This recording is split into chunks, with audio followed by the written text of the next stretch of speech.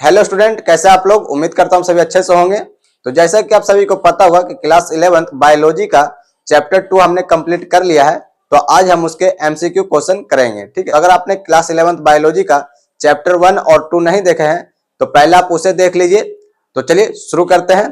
तो आज हम करेंगे बायोलॉजी क्लास 11th का चैप्टर 2 के एमसीक्यू क्वेश्चन। ठीक है, तो चैप्टर 2 का नाम क्या था हमारा, जैविक वर्गीकरण। तो जैविक वर्गीकरण के एमसीक्यू क्वेश्चन करेंगे। तो पहला क्वेश्चन है हमारा, 5 जगत वर्गीकरण किसने प्रस्तावित किया था।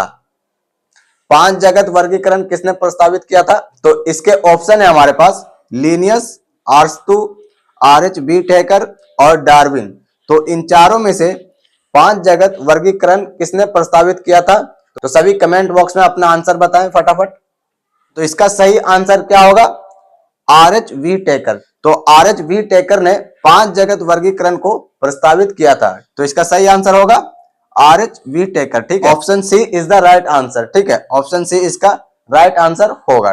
तो अगला क्वेश्चन है हमारा, प्रोकैरियोटिक जीव किस जगत में आते हैं। प्रोकैरियोटिक जीव किस जगत में आते हैं। तो इसके ऑप्शन है हमारे पास प्रोटिस्टा जगत, कवक जगत, मोनेरा जगत या फिर पादप जगत। तो इन चारों में से कौन से जीव में प्रोकैरियोटिक जीव आते हैं। तो इसका सही आंसर क्या होगा, प्रोकैरियोटिक जीव किस जगत में पाए जाते हैं। तो सभी बताइए। ऑप्शन है प्रोटिस्टा, कवक, मोनेरा और पादप। तो इन चारों में से सही आंसर क्या होगा।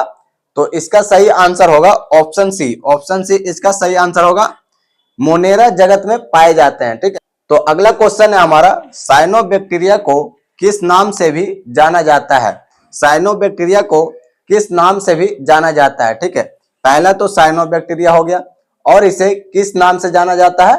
तो ऑप्शन है हमारे पास लाल शैवाल, हरे शैवाल, नील हरित शैवाल या फिर भूरे शैवाल।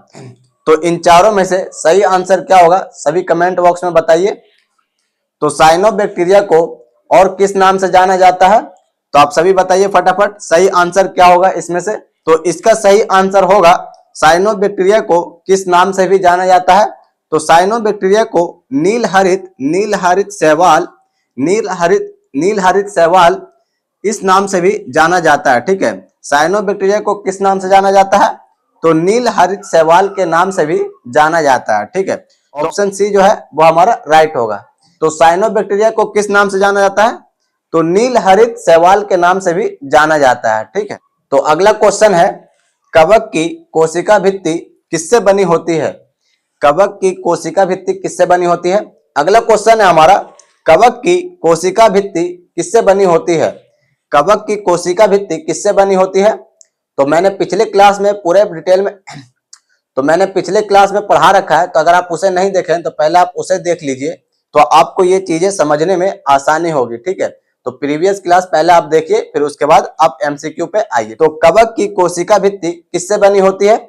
तो ऑप्शन है हमारे पास, पहला है सेल्यूलोज, काइटिन, प्रोटीन या फिर लिपिड। तो इन चारों में से सही आंसर क्या होगा, सभी बताइए कमेंट बॉक्स में। तो कवक की कोशिका भित्ति किससे बनी होती है, सेल्यूलोज, काइटिन, प्रोटीन या फिर लिपिड। तो सही आंसर होगा इसका काइटिन। काइटिन की कोशिका भित्ति पाई जाती है। कवक की विशेषताएं में हमने बताया था कि कवक की कोशिका भित्ति काइटिन की पाई जाती है। ठीक है, इसमें किसकी कोशिका भित्ति होती है। तो काइटिन की कोशिका भित्ति होती है। ये कवक कोशिका की विशेषताएं हैं। तो इसका सही आंसर होगा काइटिन, ऑप्शन बी इसका राइट आंसर होगा। ठीक है, काइटिन इसका राइट आंसर होगा। तो कवक की कोशिका भित्ति किससे बनी होती है। तो काइटिन की बनी होती है। तो अगला क्वेश्चन है, निम्न में से कौन एक कोशिकीय यूकैरियोटिक है। निम्न में से कौन एक कोशिकीय यूकैरियोटिक है। तो यूकैरियोटिक कौन है इनमें से। तो ऑप्शन है हमारे पास बैक्टीरिया, अमीबा, वायरस और मशरूम। तो इन चारों में से कौन सा ऐसा एक कोशिकीय यूकैरियोटिक है। तो क्वेश्चन नंबर 5 का सही आंसर क्या होगा, सभी कमेंट बॉक्स में बताइए। तो इसका सही आंसर होगा अमीबा। अमीबा इसका सही आंसर होगा। ठीक है, एक कोशिकीय यूकैरियोटिक कौन सी होती है, अमीबा होती है। अमीबा एक कोशिकीय यूकैरियोटिक होती है। ठीक है, तो ऑप्शन बी इसका राइट आंसर होगा।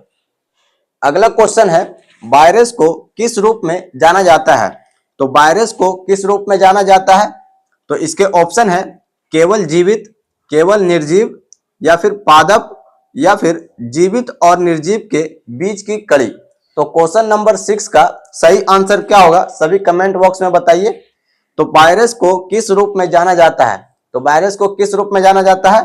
केवल जीवित, केवल निर्जीव, या फिर पादप, या फिर जीवित और निर्जीव के बीच की कड़ी। तो इसका सही आंसर होगा ऑप्शन डी। ऑप्शन डी इसका सही आंसर होगा, जीवित और निर्जीव के बीच की कड़ी। जीवित और निर्जीव के बीच की कड़ी को वायरस के रूप में जाना जाता है। तो ऑप्शन डी इसका राइट आंसर होगा। अगला क्वेश्चन है, युग्लिना में पोषण का प्रकार क्या होता है?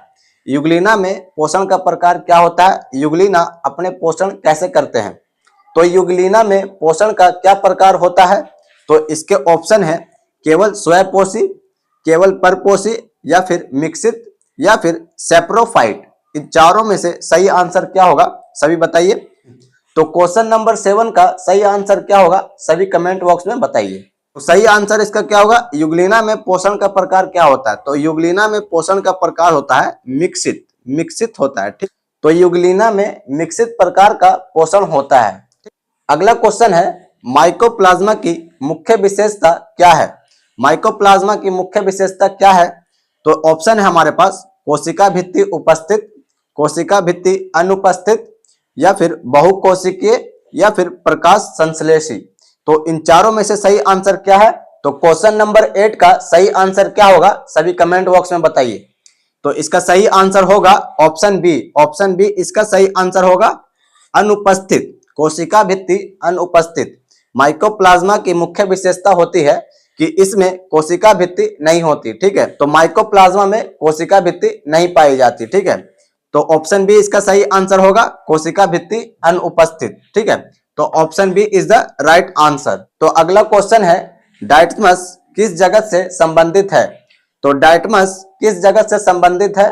तो इसके ऑप्शन है, मोनेरा जगत, प्रोटिस्टा जगत, कवक जगत, या फिर पादप जगत। तो इन चारों में से किस जगत से संबंधित है? तो क्वेश्चन नंबर 9 का सही आंसर क्या होगा सभी कमेंट बॉक्स में बताइए। तो डायटमस किस जगत से संबंधित है? तो डायटमस प्रोटिस्टा जगत से संबंधित है। किससे संबंधित है? प्रोटिस्टा जगत से संबंधित है, ठीक है। तो ऑप्शन बी इसका राइट आंसर होगा, ठीक है। डायटमस किस जगह से संबंधित है? तो प्रोटिस्टा जगत से संबंधित है। तो अगला क्वेश्चन है, बीज बनाने वाले पादप किस समूह में आते हैं? जो बीज बनाने वाले पादप होते हैं वो किस समूह में आते हैं?